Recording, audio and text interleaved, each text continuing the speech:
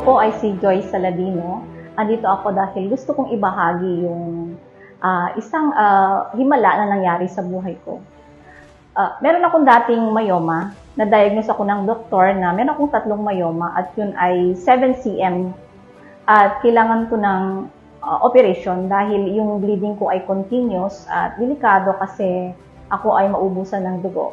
Pero ang ginawa ko ay lumapit ako sa isang lingkod ng Diyos at humingi ako ng direction. At ako ay binigyan ng direction na gamitin ko itong holy oil na to at sinabi niya sa akin yung oras kung kailan ko gagamitin. At ako ay puno ng pananampalataya na sumunod.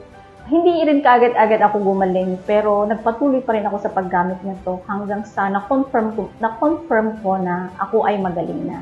Kaya sa pamamagitan ng holy oil na to, na gagamitin mo ang buong pananampalataya, ay sigurado na ang himala ay mangyayari rin sa buhay mo. Kaya ako ngayon ay nagpapasalamat dahil ako ay magaling na at ako ay tapat at naglilingkod na rin sa Diyos. Maraming pong salamat.